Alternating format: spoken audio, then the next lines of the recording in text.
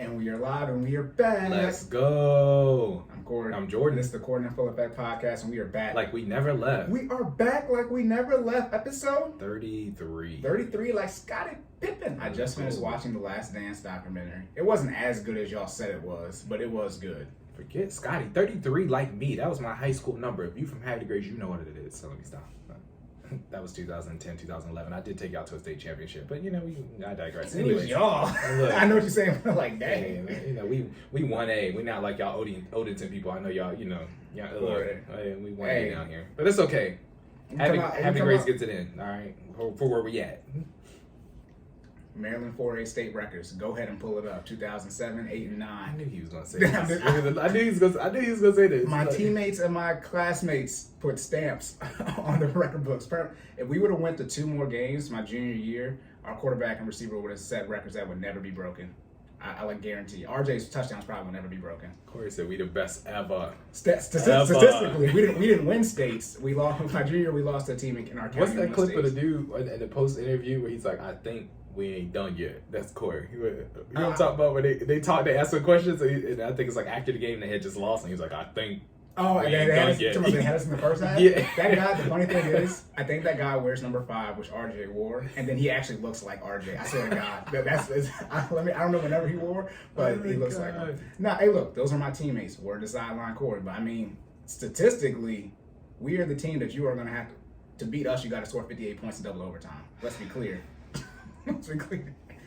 We was nice too, Cory. We ain't have all that, but we was nice. So I ain't not me, but my teammates. My teammates was blowing your out. Hey man, all right. That's why they separated. How many people y'all had on your team? Over 60. Okay. See, we went. Okay, let me be very clear. I played everything but punt return. Okay? we had 24 people on our team. That's how my rep was. But that's how my high school team was. We had 12 receivers. like real talk. I think we would have beat because we were leading the first half of the state championship. I think we would have beat Dunbar. We just got tired. Like real talk. Like they got enough for. I think they had enough where literally they had like a first, second, and third string, and they just kept rotating on us. You know what I mean? Yeah, you'll lose it's. What we supposed to do? You know what I mean? Right, they running fast, we running slow. Anyways. All right, now we're good because we don't got that many errors, y'all. But before we get into our errors, oh wait, hold on. You want what you? We have a disclaimer.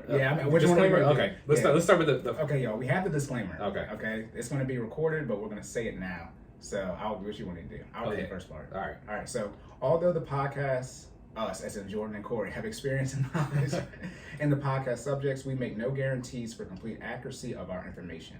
While we work to keep the information accurate, listeners should be aware that there may be errors in the information provided.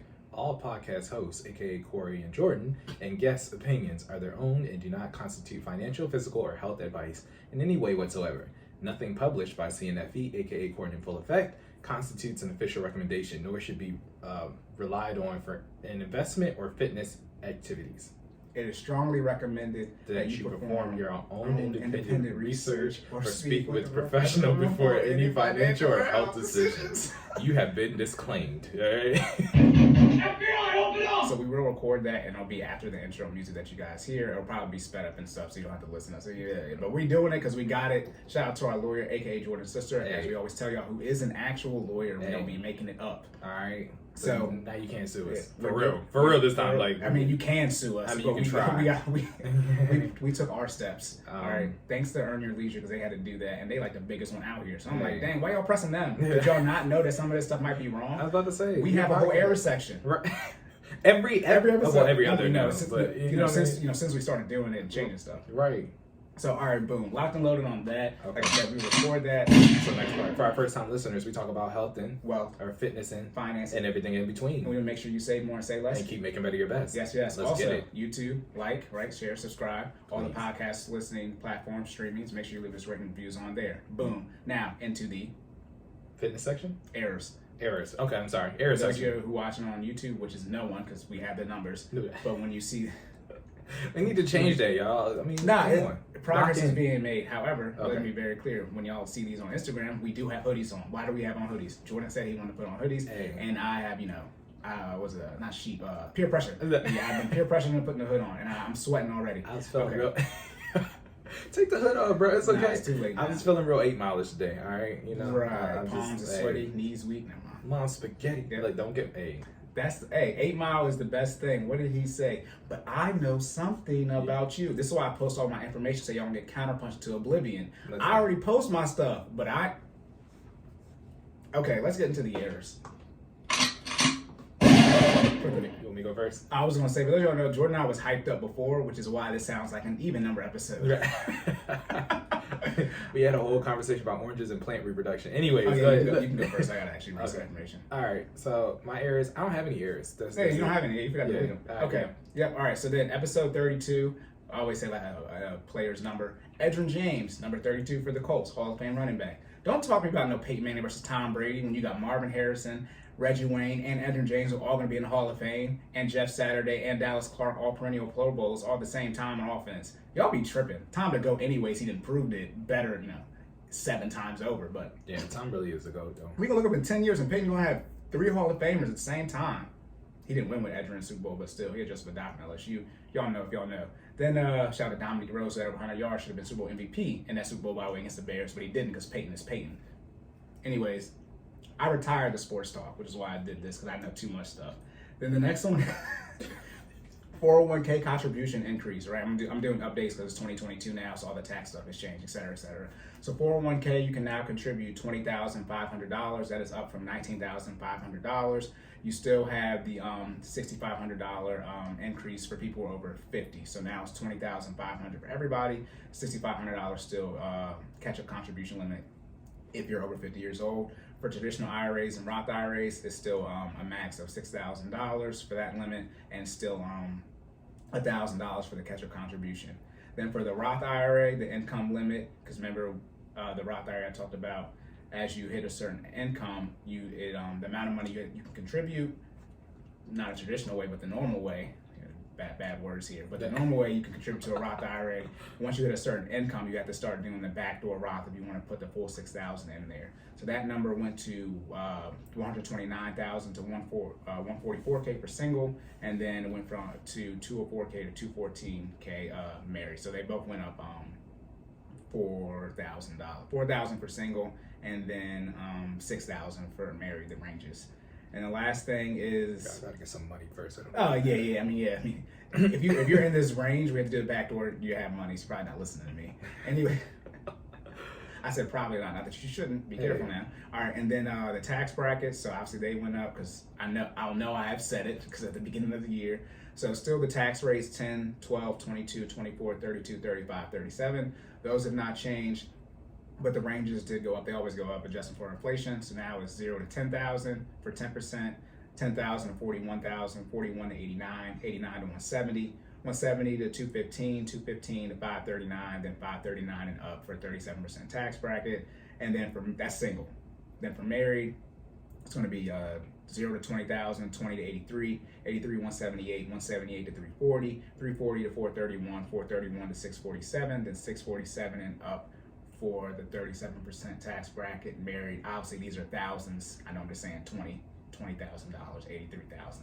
But y'all heard the disclaimer. Listen, shout out to Cory going through the whole table when nobody make past 24% anyway. Sorry, I'm done. Yeah, I'm done. Go okay, ahead. very good. If you're in the 32%, you're definitely not listening. I mean, I would assume you actually are dealing with professionals. You might be listening to Jordan for the fitness stuff, but you're probably not listening for finance. So speaking of listening to Jordan, on to the fitness section. Let's go.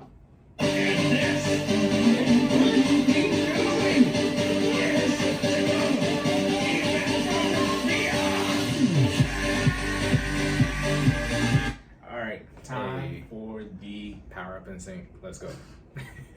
Shout out to Adam, by the way. Adam, I heard you on your feedback.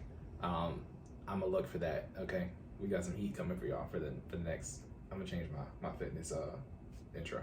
Are you gonna change it? Yeah. Okay, I'll wait and see. They got some fire. There's some fire out here. Yeah. By the way, Jordan has his email up. This man has almost 4,000 unread messages.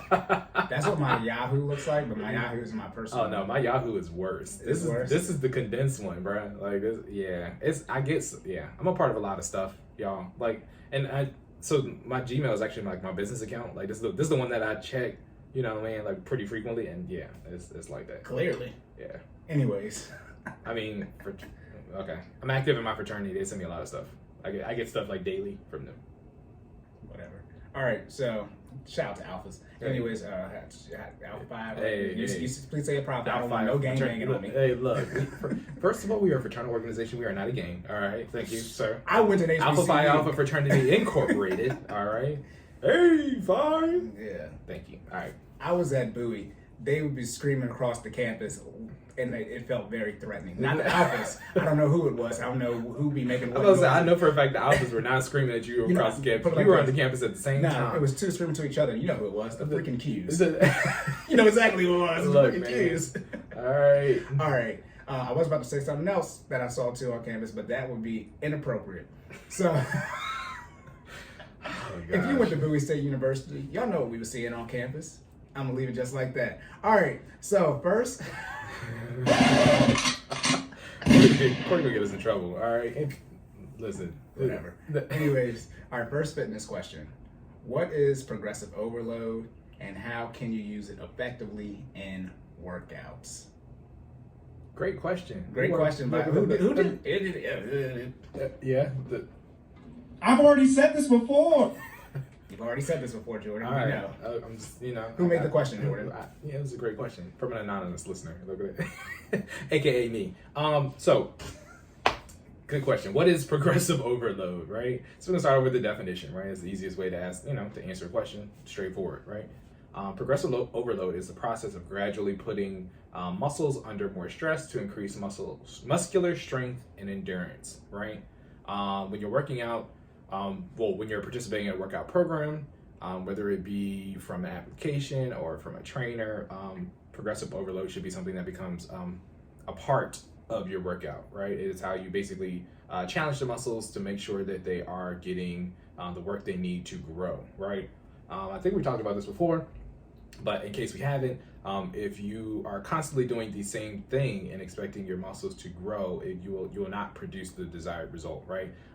Perfect example, if you're on the bench press and you got 135 on there. For people who don't know how much 135 is, it's usually the bar itself is usually 45 pounds, and you got the 45 plate on the left, 45 plate on the right? So that's usually, I don't say that's most people's warm up, but that's that's 135 pounds. Let's leave it at that. Man, you should work to that to be your warm up. Yes.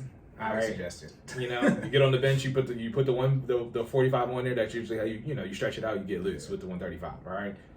But using that as an example, if that's all you did for all your sets every time you come to the gym, that is not going to. Eventually, you get to the point where you're slinging the weight around, right? Like you're doing, you're doing the same amount of reps, the same amount of sets. Nothing has changed. Your muscles will get used to that. Therefore, you will not experience muscular growth. All right. Mm-hmm. So where progressive overload comes into play is you're basically gradually turning up the knob when you're executing these exercises and allow your muscles to grow. So that is what progressive overload is. And there are several, I don't want to say types of progressive overload. Let's put it this way. The internet calls them principled. When I took my NASM test, I think they refer to them as principles as well. But I like to think of it as implementation, right? There's several methods to implement progressive overload, all right? And we're going to cover those as well. So what's the first method, Cory? I thought I wasn't supposed to know this stuff. You said don't read it. I mean, I did. No, okay. But I mean, if you had to think about progressive overload based on the definition, right? And knowing what you know, because, okay, shout out to the Fit fam. Cory's a part of the Fit family. And knowing what you know about weights and repetitions. Yeah, I took weight training all the way up to 4 in high school. I know the exact section now. I would say it would be the weights or reps. It'd be one of the two. I don't know if the first one is a priority. Yeah, I mean, you need to increase one of those two. Is there? Good question. Is there a priority? I think it's so. Okay, I'll cover. I guess how you choose. Look at my questions. Yeah, I don't think there's a priority as more so a preference and implementation. Does that make sense? So they will all increase muscular growth, but I think it's more so what you want your workout to look like, right? and how much time you have. I increase weight because I don't got time to remember how many reps I need to, look, man, it's a lot of stuff in the brain. Okay? Look, we had the sheets, 10, 8, 6, 4, and I'm just going to keep doing that and increasing the weight. Right. So we can start there, right? So I had that listed as number 2, but so Corey said weight. So yes, overload by weight is one of the principles of progressive overload, and what he means by that is exactly what he said, right? So you're performing basically, if you can't, there's 2 ways that I guess you can go about it, right? You can keep the same amount of reps per set and then just go up in weight, each time, or you can go up in a larger increment of weight and then go down in reps as you as you increase, right? So let me clarify what I just said, right? So if you're doing, I know that people are like, what? Like you just said 2 different things. I know exactly what you said. Right. So if you're, again, using that same example, you're on your bench press, you start off with 135, you have a 45 plate on both sides, that'd be your first set, and let's say you do 12 reps, right? The next set, you might go up to 155. To go to 155, that's adding a 10-pound plate on each side, right? And then if you're comfortable with executing 12 reps, you'll execute 12 reps. However, if you're not, you can then execute 10 reps, right? But then your next jump on your next set, jump in weight, let me be very clear, your next jump in weight on your next set will be larger because you're now going down in repetitions, right? So I guess you kind of have to pick what your comfortability level is. I'm one of those people where if I can go up in weight and maintain reps, I will do so, right?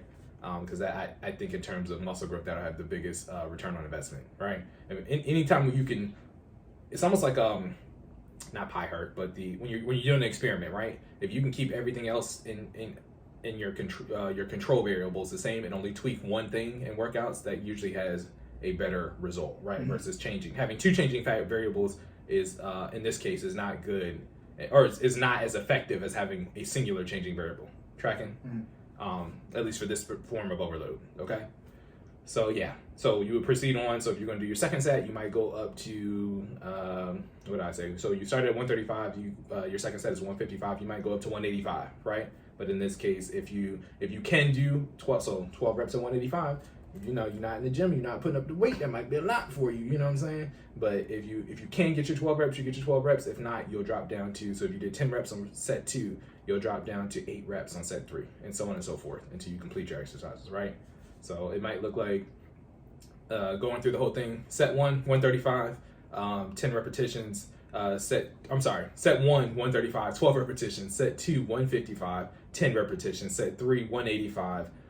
8 repetitions. Set 4, 205, 6 repetitions, and then if you do a 5, you know what I mean. So if you're in the 12-10, I'd say 12-10, 8-6, mm-hmm. you probably would stop after about 4 sets, right? Yeah. Your 5th set, you can either might go back up, right? You can, so that's an option. You can go back up, or if you do 5, you can increase how you still go up the same amount in weight, but since you're doing an extra set, one will be like, so instead of going from 135 to 155, might go 135 to 140, like in there, and then the 155 afterwards. Gotcha. Yeah. I mean, it's math. I mean, it's multiple. Multiple ways. Let's put it this way: anything past 4 is bonus, right? Right. I mean, for the most part, right? So me personally, if I do a 5th set, I'll do, probably get as close as I can. So most of the time when I'm exercising, sometimes, okay, this is my disclaimer. When you're doing bench press specifically, you should have a spotter, right?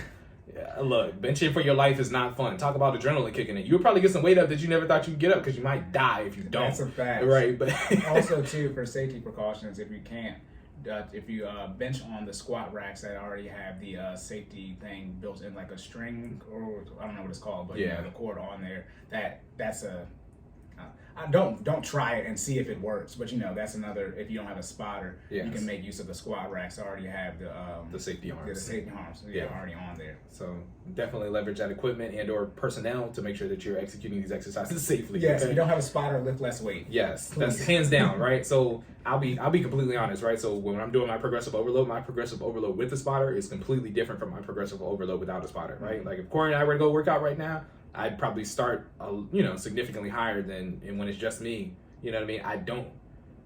my fourth set doesn't go past what I know that I can do. I mean, I've also been working out for a long time, but doesn't go past what I know I can do at that rep range. Tracking, you know what I mean? Because there is no safety net. You know what I mean? Just me. And you don't. I've been stuck underweight before. You don't want to do that. It's a scary feeling.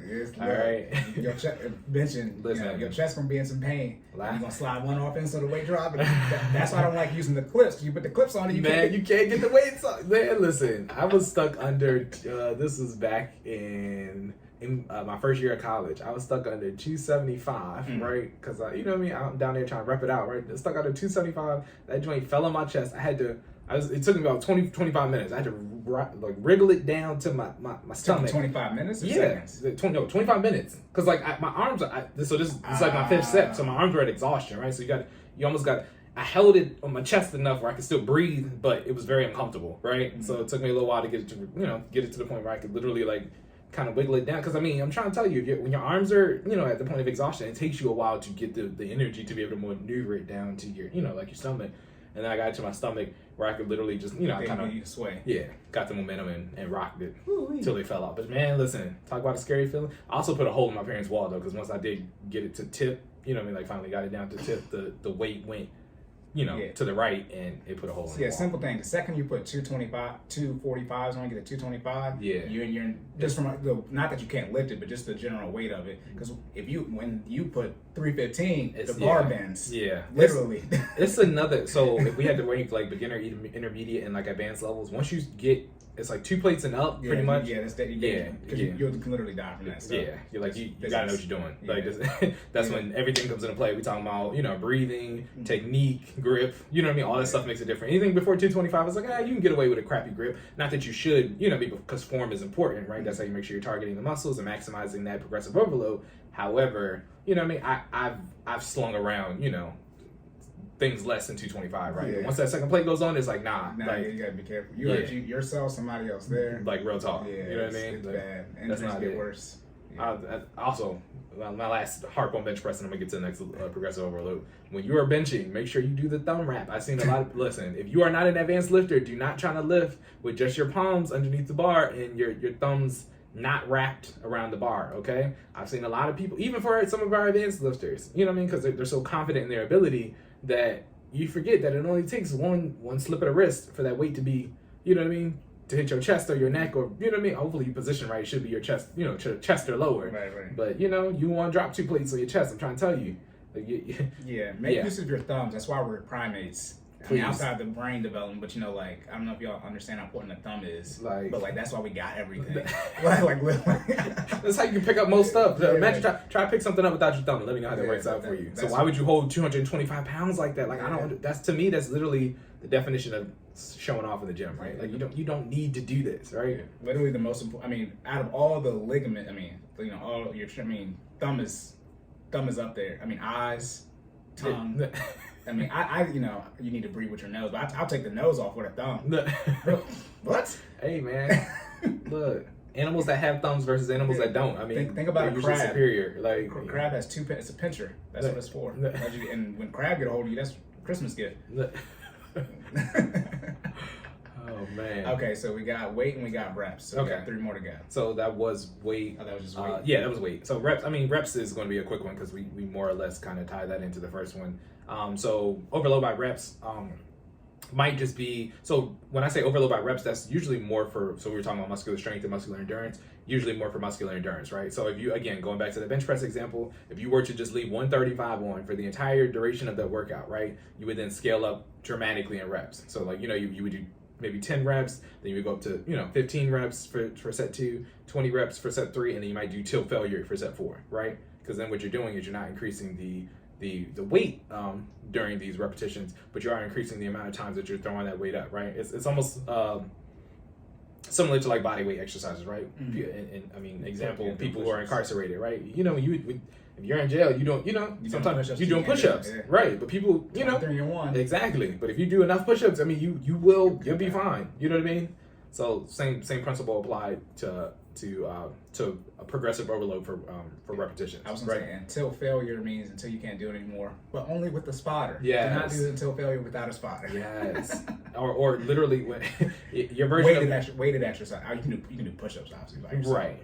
weighted exercises. Exactly. And if you're going to do that until failure, you almost have to it's almost like you got to catch yourself like one rep shy. Yeah. But again, I would only encourage that for people who know what that is, right? Mm-hmm. You know what I mean? If I know my until failure at 135 is like, 25, 26 reps, I'm probably going to stop at like 24 just to make sure that I don't drop it on myself on the 25th, because 135 does hurt as well. Okay, don't speaking from experience, don't do that. Yeah, all right? physics. I mean, regardless of how heavy and how strong you are, like if you drop 135 pounds in your chest, it's gonna hurt. Right. You know what I mean? Like that's not it. There's no exercise to prevent that. But that's so okay. So like Cory said, that's progressive overload by reps, progressive overload by weight. What we got left, Cory? Volume. Okay. So progressive overload by volume. So we talked about repetitions. We talked about weight. By volume is basically the other side. So instead of repetitions, it's by set. So that's what volume means, right? You're now increasing again. So using that same example, the bench press, the 135, right? You're now just increasing the amount of sets that you do instead of necessarily. So it's almost like the other side of repetitions, right? So at the end of the day, how many reps are you doing? 100. And it's like, how do you break those up? Exactly. Yeah. So if you wanted to do, like I said before, 10, 15, 20, and then failure, that's one way, right? You do the math and whatever that number gets you. Okay, if you just want to break that down into a finite amount of sets, right? Like let's say all those together gives me 60 reps at 135, right? Okay, if I just want to do 6 sets of 10, you know what I mean? At that, or you know what I mean? I'll still get the same desired result. But technically, by definition, there are two different things, right? Because there's different rest times. So if I do 6 sets of 10, right? Then technically, when you're doing strength training, it's encouraged to rest 2 to 4 minutes in between sets. You would technically have more recovery if you broke it apart into 6 sets of 10 versus a 10, 15, 20, and then until failure. You know what I'm saying? So you just got to keep that in mind in terms of, but both of them still pretty much work out muscular endurance. Volume, I think, has a little bit more of an edge because you can actually combine volume with weight. And that, so remember I was telling you, in some cases, well, for that specific case, 2 variables was bad. For volume, it works the opposite. Right? Okay. So you can go up in weight and go up in sets, you know what I mean, at the same time, and that'll kind of, it's almost like compound interest on your muscular growth. You know what I'm saying? So because I'm going up so if I'm doing my 135 and, keeping it at 10, so everything's gonna stay at 10, right? My 135 at 10, my 155 at 10, you know what I'm saying? So I'm still keeping this, the repetition's the same, but I've now added a 5th set or a 6th set, and, I'm still adding that, 10 to 20 pounds every time I add a set. Then by definition, you're going to get more gains in your muscular strength because you're now changing not only the volume, but the weight during the volume. Right. So that's the way to really implement your volume. Volume is one of the ones that I usually tend to go by. Volume, I mean, I actually use all of these, to be honest with you. The most common one for me is probably volume throughout the week. So shout out to the Fit Fam. So now that you know what progressive overload is, you kind of see it as in our FinallyFit workouts, right? So we actually start off when we're doing like our hit style workouts. We usually start on the lower end, right? We got get our baseline for the month, right? And then the next progressively overload. There you go. As the weeks progress, right? Slight changes begin to occur. We add. I think we usually start off depending on the month and where we ended last month, right? If it's a holiday heavy month, sometimes you got to ease back into it, right? That's the other thing about progressive overload. You have to be consistent. Chime into those keywords: consistency, discipline. All the if this is your first time listening, this might be your first time hearing those. But those are key points for your fitness journey, right? Got to be consistent. Got to make sure you're still coming back. And progressive overload principle doesn't work unless you're consistent, right? Because if you're, if you're going for gains but you're only, you're only working out on an inconsistent schedule. You work out twice this week, don't work out at all next week, 3 times a week after that. It's going to be significantly harder for you to engage in progressive overload, because if you take that week off in between and you come back and now you're trying to add weight to what you were doing 2 weeks ago, it only takes 48 hours. There you go. It only takes 48 hours for your body to start basically reversing its effect from what you gained in your fitness journey, right? There's this article that I read that I'm trying to remember the site, but this article that I read that basically says the time that you spend off, let's say you were working out for a month and you take a month off, it's that times 2 to actually get back to where you were, right? Oh, now we're getting like compound. Yeah, exactly. If you lose 10%, You need more than 10%, and then it actually gets even more. Like the more you lose, the even more you need to get back. Exactly. So same from a fitness standpoint, right? You know, you make a month's worth of progress, but then you take a month off. You actually got to do now 2 months worth of work to get back to where you left off at, and then proceed to grading from there. You know what I'm saying? If your investments go down 50%, I think you need 100% to get back. Exactly. So you know how much 100% is, y'all? Look. 100% ROI to get, I mean, ooh, that you don't move that way over time you do, but right. If you lose 50% in a year, you need 100% the next year. And if you get 100% play in a year, let me know, please. Like that's when you just be out here like, bruh. What the bruh? Nah, that works too. But yeah, man, if you saying all that to say, if you had to pick a principle to abide by in terms of fitness, consistency is probably consistency and discipline. I use those interchangeably because consistency is a part of discipline, right? But consistency is probably one of the most important things that you can keep a part of your fitness journey, right? Because sometimes it's not about knocking the ball out of the park every workout, right? It's just coming back and doing a little bit more every day to make sure you're making some type of progress. You just heard what I said. You take that month off, it takes you 2 months to get back to where you were. You know what I mean? So just by putting in that work and getting a little bit better at something every day is what's going to really help you achieve your goals. Get 1% better every day. Literally, that's it. That's it. 100 days, you got 100%. Look, you 2 times better than you were. I mean, by the principle, right? Well, yeah, that's not usually how. Look, you wish. Yeah. That was the thing. That'd be amazing. If you could be twice as good as something and not in 3 months. That's it. Come on now, what?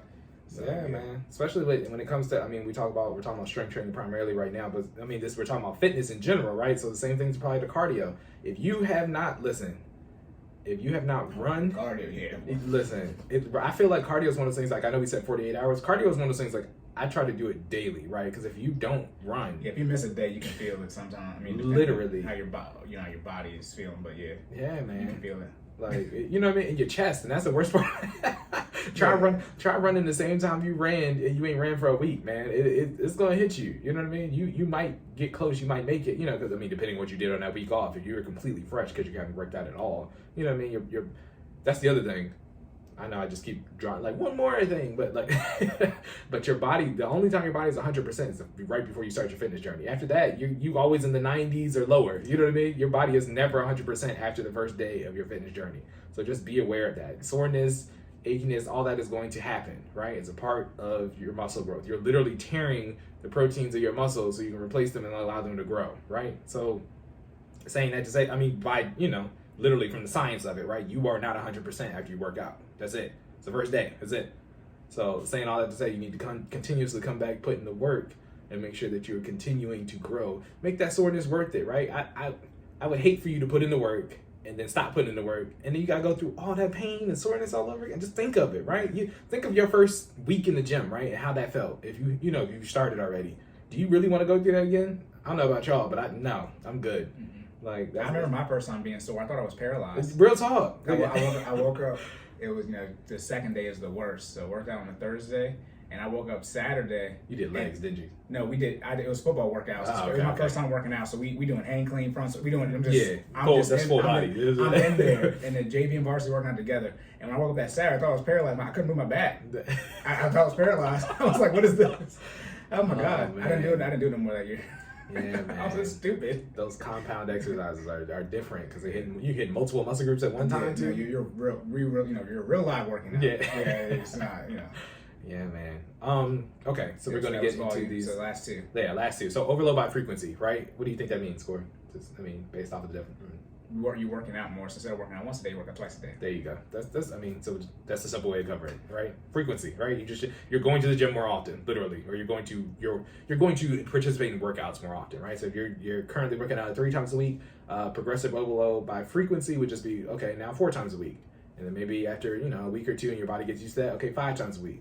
And this is another one of those ones that work specifically. I mean, it could be strength because you are technically doing it more often, so your muscles, are now becoming stronger because it's participating in this exercise of tearing your muscles and recovering, you know, more frequently. However, this one was probably more targeted towards muscular endurance versus muscular strength, because you know, again, the cardio factor comes in, right? If I'm doing this and I'm pressing my respiratory system more often while I'm, you know what I mean, than I was before, then muscular endurance. I'm running my body through these motions more frequently, therefore gaining more stamina and endurance, right?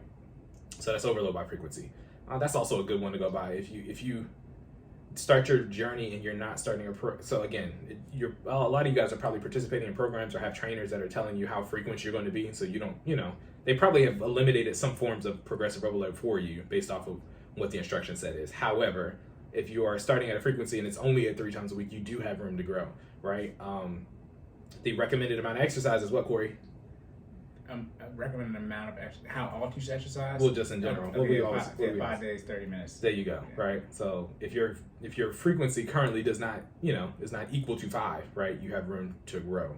I mean, some people go beyond 5, and again, I more so recommend that for my intermediate and advanced fitness people. If you're okay with that, and you still have the still give your body ample time to recover, that's fine, right? But 5 days a week, 30 minutes each day is the recommendation, right? So if you're at 3, you can go to 4. If you're at 4, you can go to 5. If you're at 5, you can always, I would recommend a different form of progressive overload, right? But you can technically go to 6. There are people who go to gym 6 out of 7 days a week. There's some people who go to gym every day. I mean, just depends on what level of fitness you're trying to be on, right?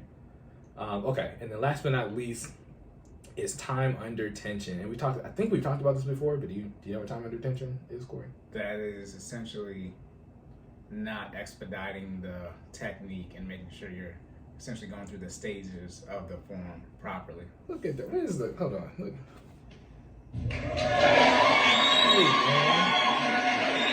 Hey, you know what I'm not? Stupid. You're trying to play with me. Nah, I'm just saying, you out here with the fitness expertise, man. You sound certified over there, bro. Stamp, bro. That man. See, that boy's good. The great thing about correct information is once you commit it to memory, you just have to be able to recall it. There you go. That's one set of being smart. Smart is the ability to recall and apply. Most people think smart is just being able to recall information. Gotcha. Yeah.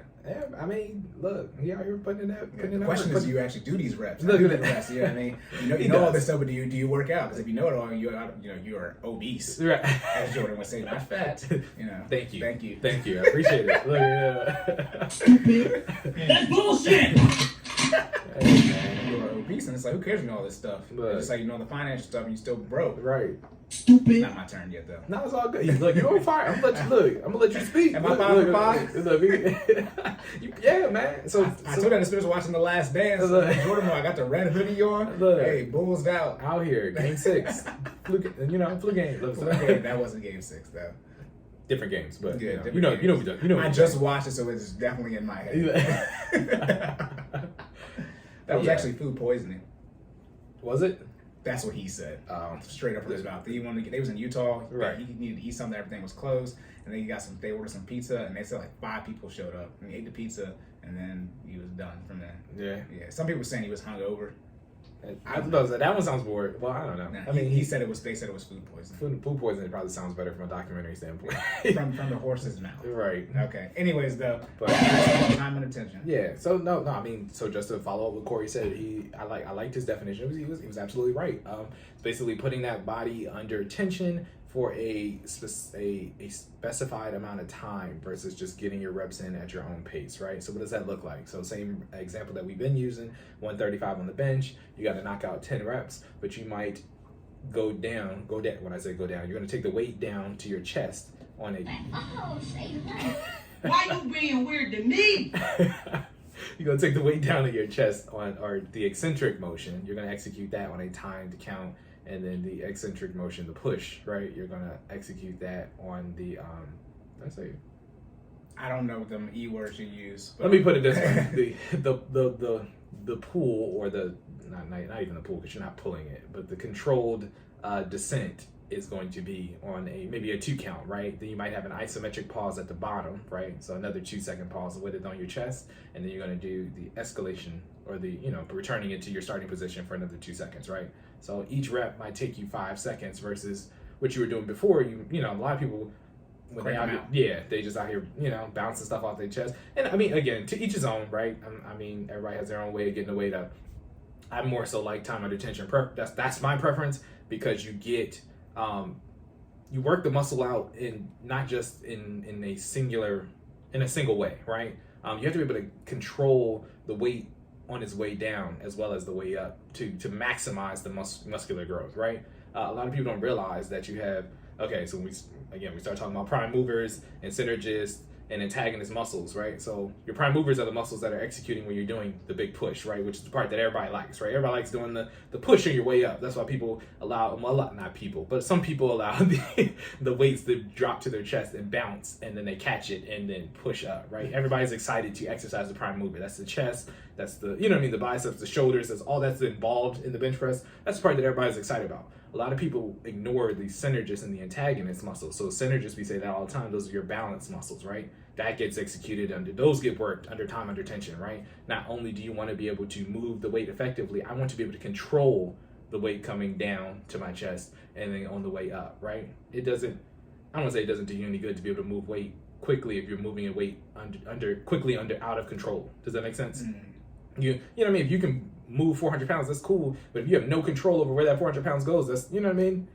You're a little dangerous, right? Like, you got 4 plates on there, but you're just slinging it. You know what I mean? Like, I don't know if I want to be your spotter. You feel me? Right. Man, about to hurt me. Exactly. But if you got 400 down and you can, execute a pause rep, me personally, and this is just from what I've seen for people who are in the gym, people who execute pause reps or time under tension style reps are usually stronger. I was about to say, Yeah. say it.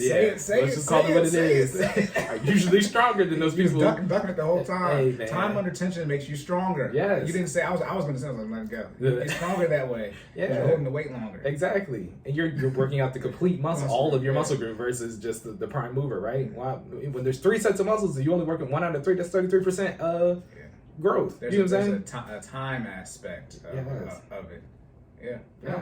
So that's I mean, bottom line up front, time under tension is the way to go, right? And then again, this is another one of those ones where you can combine those forms of progressive overload, time under tension plus weights, or time under tension plus overload by reps plus overload by weights. So this is one of those ones you can get real crazy with it. You know what I mean? But It's over 9,000! you know what I'm saying? So, the more forms of progressive overload you can execute at one time, again, the bigger the muscular growth. Just be careful and be knowledgeable of what you're doing. Don't just start, don't get in there and Professor X that joint and then end up making the Powerpuff Girls. You know what I mean? But, like, pause. Anyways. What did you say? Look, You Professor said X. Professor X, and then you end up being the Powerpuff Girls? Making the Powerpuff Girl. That was an accident. Making the whole point in the... His name wasn't Professor X. What? It was not. Professor X is X-Men. What's the name of the guy that made the Powerpuff Girls? For those who can't see us, Corey's going to the internet. I'm pretty sure it's Chemical X is what they use. Was his name not Professor X?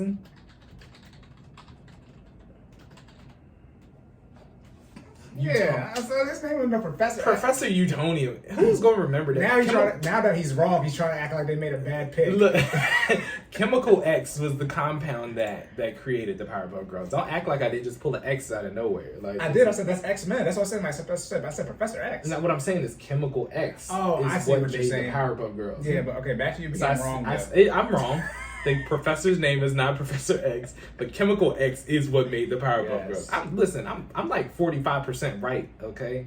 All right? You're not going to let me have that. I don't know what that Look is. at that. I was going to try to equate it. I mean, to my C's get degrees.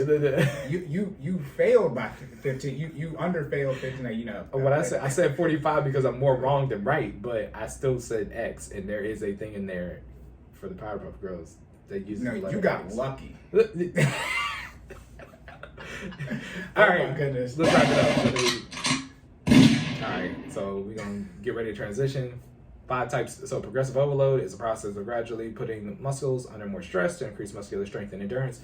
5 types are overload by reps, overload by weight, overload by volume, overload by frequency, and time under tension. Use those as you will to be great in the gym. Be safe. It's over 9,000! Jordan just went off. Let's get it. I might be one of your first 30 burgers. Listen, we just want to make sure people getting big and strong out this joint. You feel me? Like, y'all can't say y'all didn't know now. Look, we giving you, look, 2022, we're giving you the stuff We're doing doing our best to step it up. Okay. Yeah. New year, new us, whatever, y'all. Y'all be tripping. Anyways, all right, you all good? Yes, sir. On to the Finance section. Let's go.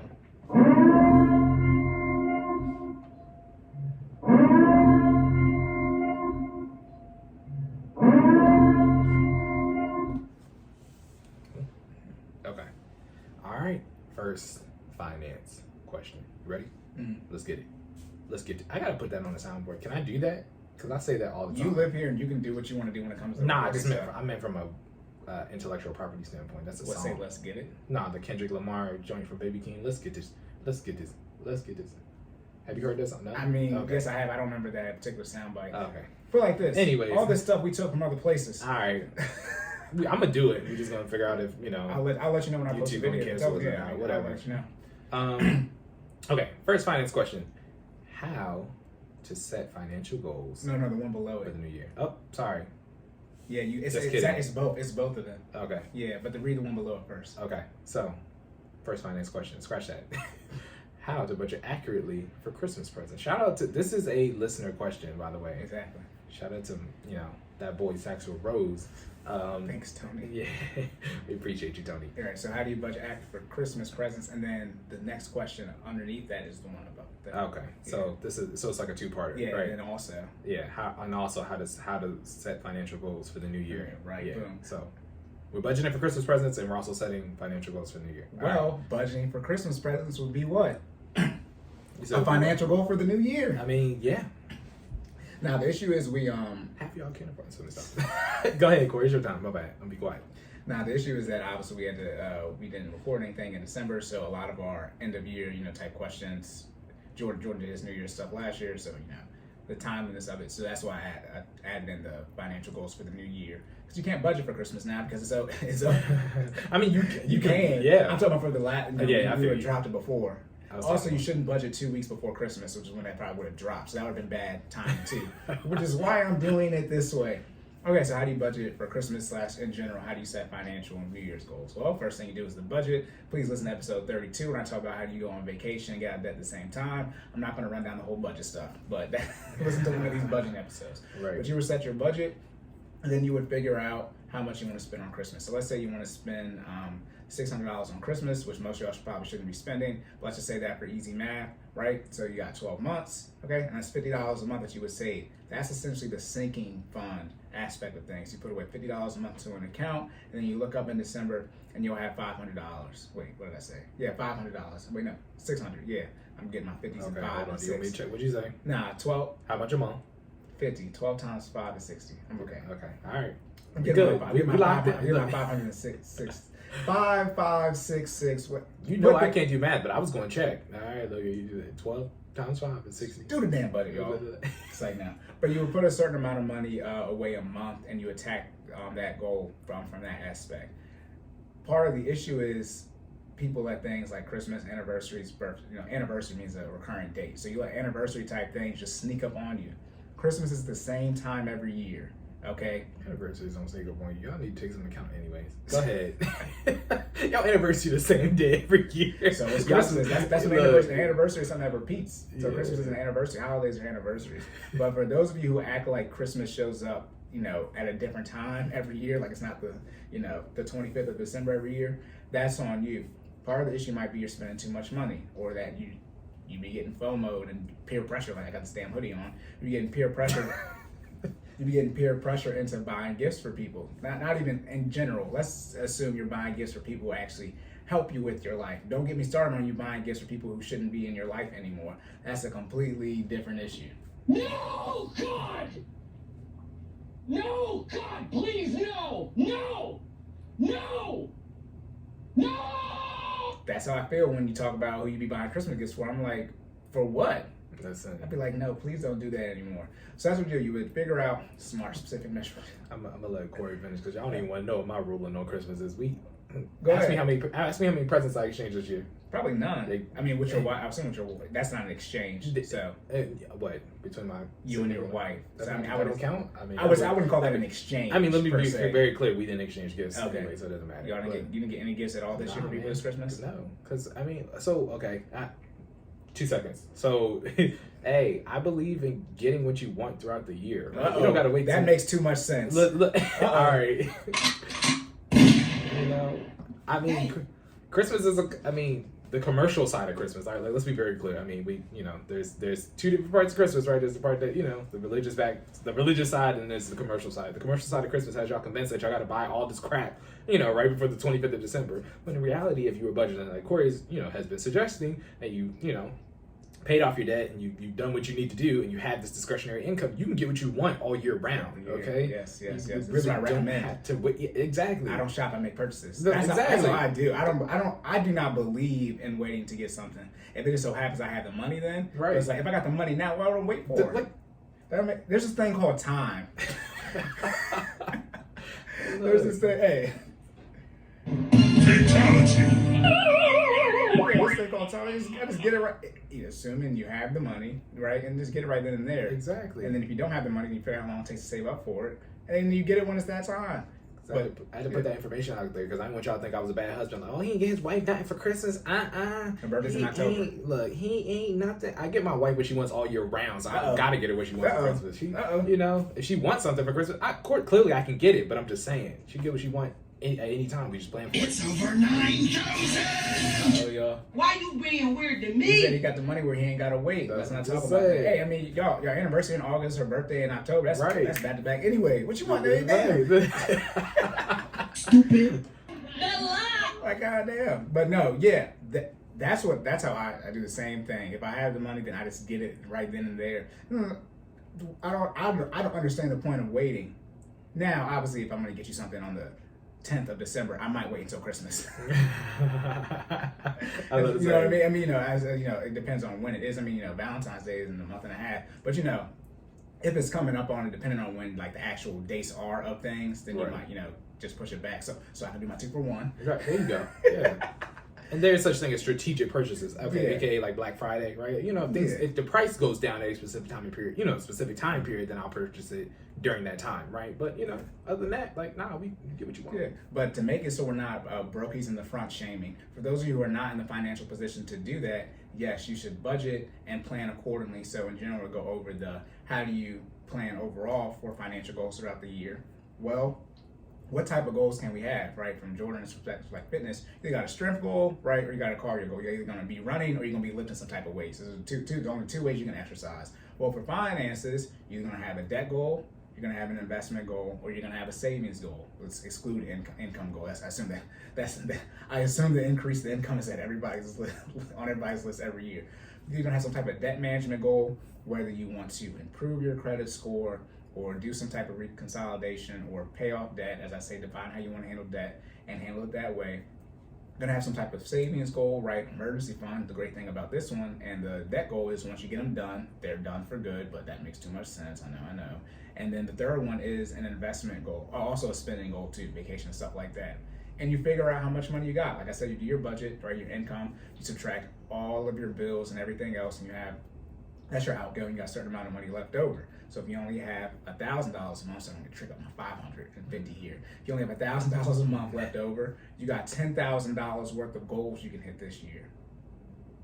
It's very the math is mathing. Look at it. It's very simple. And then what I try to do is put people in a position where I call it buying back time. Where let's say you got a goal that you can do in 6 months, right? But you get a windfall, so that's when money pops up in your budget. Not quote unquote income, but a bonus, you get a gift, et cetera, that you weren't expecting from an income standpoint. And you can use that to accelerate your goals, or as I say, AKA buy back time. Because now if we're gonna do something that's gonna take, let's say 6 months, right? And we're able to get it done in 4, that May and June budget that we have, let's say it was $100, you get that money back into your budget. And then so you can reallocate that somewhere. That goes back to about going on vacation and stuff like that. You start paying things off in time and or just hitting goals earlier. Those 2 months that you planned on budgeting $100 is, let's say you're trying to, save for a birthday party or some crap like that. Now that that each of those months, May and June, that $100, you can choose to do whatever you want with it, and that's quote unquote buying back the time. Now that time period where you're going to sacrifice, put that money towards it, because time equals money, right? So you get the time back with the money, and you can do quote unquote whatever you want. It's literally that simple. It's one reason I let Jordan go. This one was a very. It's over 9,000! This one was very simple. There are not many things you can do with your money. However, y'all find ways to do it. Which is crazy. You got a handful of outlets out here making new categories. What are we doing out here? All right. It's my first time saying that. Like, there are not a lot of things to do with your money, but yet y'all be out here finding ways. I just be like, just stay your ass in the house. I just be like, no. what are y'all doing? That goes back when I was talking about the discretionary income. And I said, y'all be out here trying to figure out how to like really like flex like $200. I'm like, just don't spend it and save it, and like, or pay off the debt. Like, and this, I gotta get back to me, us shaming the brokies, but it's like, why y'all trying to stump with $200 in your late 20s and 30s? It's different if you 18, 19, but then y'all out here paying for Christmas on debt. On debt with the credit. Then y'all out here like this in January. FBI, open Yeah, some up! taxes about to be due. It's tax time, but yeah, I mean, it gets to, obviously everybody's income is different, but at the end of the day, income is different, but what it costs to buy things is not different. We all pay the same. Oh gosh, what are y'all The iPhone 13 costs the same for all of us. It's not like it's different because we got different incomes. Oh my goodness, I'm tripping. I'm freestyling all this stuff right now. Yes, everyone's income is different, but like the tank of gas is the same. It's not like you pull up like somebody might have an Audi and you got Toyota, but like the tank of gas is still the same. Right. I mean, the gallons is different, obviously, but the prices of things aren't different for certain people. So yeah, it's very simple. Realize there's only a certain amount of things you can do with your money. You're either going to invest it, you're going to put it towards your savings goal, or you're going to put it towards some type of debt management, or use it for entertainment, vacation, going out to eat, et cetera, for your lifestyle category. That's it. You rank things how you want to rank them. Okay. Let me just tell y'all what you should do for your goals: necessities, debt payments, investments, lifestyle. Okay. If your needs are not where they want to be, if you're one of these. I'm trying to get it done in 2 minutes. Talk to him. If you're one of these people, grocery bill, and you don't have your refrigerator up to stop, if you're one of these people, y'all really be tripping about the AC, electricity bill, heat, et cetera, the gas, whatever, all that type of stuff. Why the hell are y'all still going out? See, and this is the problem. Go ahead. Logically does not make sense. Yeah. Just comment. No, yeah. And here's the problem. Then y'all try to be talking to me in person, or you be leaving feedback, which we appreciate, but like y'all be acting like the heat not about to, I just be confused because people be, I guess you can call them Freudian slips, but like y'all be talking about how y'all be struggling financially. I don't know if you know. I talked about this might have been the second podcast episode, but it's like, as your financial literacy increases, since you understand how money works better, you can see it now. Like, you don't got to talk to people. Right. And it's something now, thanks to the internet, y'all, like, I think I said the example where people be trying to hide how much they pay for their car. Like, I can't look it up. It's probably, the website ain't, the VIN number is still on the site. Like, they probably ain't taken it down yet. So sometimes people will be trying to act like, just due to where we're at in our society, where you can't get a lot of information. I know how much your house is worth, relatively. It's on like Zillow. Zillow was a thing. Also, too, it's public information how much you pay for it. Never mind.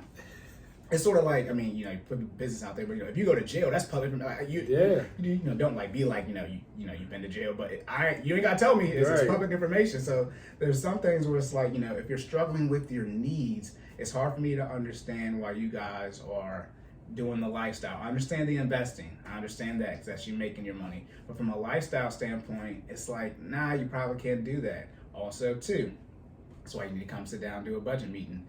You can probably do the lifestyle, not as much as you want to. No, they can't, because they want to go. They want to go to Ruth Chris instead of Applebee's. Like that's. Oh, that's what I was about to say. Yes, not the dollar amount, right? Yeah, but acting like this tea for 28 fire. Okay, stop playing with me. Anyways, I'm done. No, you're good. I'm thinking. I think all of my y'all decided to stop investing. I didn't tell you to. We all decided to stop doing the investment. I think all of my clients still do the investing and getting out of debt at the same time, and the lifestyle. Well, let's put it this way. I never actually. Yours never turned on. Yeah. Okay. Yeah. So that's how that works. But yeah, I mean, most of you probably can, like from a hit goals timeline, still live your life, etc. So you probably can do it. It's just like Jordan said, you want to go to Ruth Chris instead of Applebee's. You probably also, and this, I meant to say this about the debt stuff. I mean, with the vacation, y'all want to do like too many little things, don't realize it how much it adds up. That's usually in the form of eating out. But it's like you can go on vacation and get out of debt at the same time. This is when you remember stuff after you say it. Right. This is episode 32 information. You can get out of debt and go on vacation at the same time. The issue is like you also want to go out to eat like twice a week. Right. Like the 3 months leading up before. Like you can't do that. Now you bleed in money. Like, so that, you know, that, and that's, it wasn't about the debt and vacation. It's those little $20, $30 here and there every 2 or 3 days that end up adding up on top of getting out of debt and going on vacation. That's where you end up getting screwed at. Right. So that's what I'm talking about, grinding, locking in. Like, don't spend no money this month. Like, just, I mean, why you just want to spend money to spend money? That's how you stay broke. And this is how we get. This is when we get to that section where health and finances are intercoupled. Guess what? You need to be healthy anyway. So stop taking your ass out to eat altogether, because ain't nothing healthy. I mean, I won't say there's nothing healthy, but let's be honest. Y'all skip over the healthy section on all the menus and all the restaurants y'all be going to. Okay, so from a caloric intake standpoint, you need to go to the grocery store, which is financially efficient, right? You know what I mean? Get the stuff that you need. You know what I mean? Because groceries are, correct me if I'm wrong, groceries are at the top of the budget list, right? It's the very first thing you pay for. There you go, right? So, you know, I recommend being fiscally responsible. You get your groceries, you go home, you cook, right? Not only are you being fiscally responsible, but you're probably, if you've gotten the right things at the store, you are now lowering your caloric intake, therefore creating caloric deficit, because half y'all need to lose weight, man. Not half, 75%. We're done. We're not good. All right. Just wanted to show y'all how things work, right? When you decide to better yourself, whether it's fiscally or, you know what I mean, fitness-wise, right? From a health standpoint, they're usually so tightly coupled where if you're paying attention and you're retaining the knowledge that we out here putting out for y'all, you do both at the same time, right? They like this. They handshake. I'm just mad the way you said it. I was like, because that's when you're like, it's happy y'all. And you're right. like, nah, it's actually exactly. Then it clicked on. I was like, nope, we know that number. 150% more than that. Yeah. It was like, oh damn. But now, yeah, to wrap up, because we did go over the last few episodes. So I was gonna say, back to the grocery bill and stuff like that. The usually remark is, it's more expensive to eat healthier. Who cares? The issue is you're going out to eat. Yeah. Stop playing with me, y'all. Stupid. That's bullshit. It's BS. It is not more expensive to eat healthier. Stop going out to eat and put your eating out money in a grocery bill. Why is this hard? I don't be upset. I'm not upset. But then y'all say stupid things out loud, and it's like energy cannot be destroyed, only transferred. I'm not giving you stupid energy, but that energy is potent. It's over 9,000. And it's like, that's why I'd be like, what did you say? Like, what? You talking about how expensive it is to eat healthy, yet you go out to eat and you drink and all these other things. Like, if you just take that money and put it into your grocery bill, it's like, no, it's cheaper. We ain't even get started on the alcohol, man. That's that's y'all money at the restaurants right there, because y'all getting these drinks. You don't need, listen. Yeah, let me leave it at that. If you were drinking, at restaurants and you have no money, that's on you, because everybody knows it's cheaper to go, to the store. Right. Like, so that's like the clear markup. And then I'm gonna just help y'all anyway. You trying to create that caloric deficit? Alcohol should be the first thing you cut out. I'm trying to tell y'all be surprised how much of y'all are drinking your calories away. And I'm not even just talking about alcohol. I'm just talking about drinks with sugar, you know what I mean, and caloric value in them. Like, I mean, alcohol is at the top of the list. Don't do that, right? But then underneath that, you got your juices, you know what I mean, which are anywhere from, usually from about 100 to 200 calories a cup. But y'all having 10 cups a week. Like, look. Yeah, today's Sunday, okay? And you did the unlimited mimosas, and you're asking me and Jordan for help. You done messed up both ways. Exactly. We should have did the damn unlimited mimosas, and then you don't need to be consuming that stuff. Like, what are we talking about? See how it's coupled together? Stop drinking alcohol and save the $35 you pay for unlimited mimosas. Yeah, why do y'all do this to us? And by us, I just mean to put the energy out in the world in general. Then, like I said the last time, to wrap up, then we gotta go out here and pay more money in the taxes. Somebody had the example with the universal healthcare or whatever, and they use a car example, and it's like, why would I have to pay more on car insurance? Because you don't get your oil change done in time. Why does there have to be a longer wait at the hospital because you don't take care of your body? Stupid. All right, that's end of the episode. Because guess what? We was about to go way over time. We about to go for a whole another 20 minutes. We still have another episode to do, so right. we're good to go. All right. Okay. So back to the fitness question about Progressive overload. How is it and how can it be effectively used in workouts? Progressive overload is a process of putting your body under stress or increased stress for the benefit of muscular strength and muscular endurance. 5 principles of progressive overload include overload by reps, overload by weight, overload by volume, overload by frequency, and time under tension. Use those to get in shape. Be careful. Work out safely. And now we're back to the finance section for that wrap up. And we were talking about being able to budget for Christmas and just setting financial goals overall for the year. So for Christmas explicitly, since it is January, figure out how much money you generally spend on Christmas and divide that by 12. That's how much money you can save each month into an account that can that people call that sinking funds. Usually,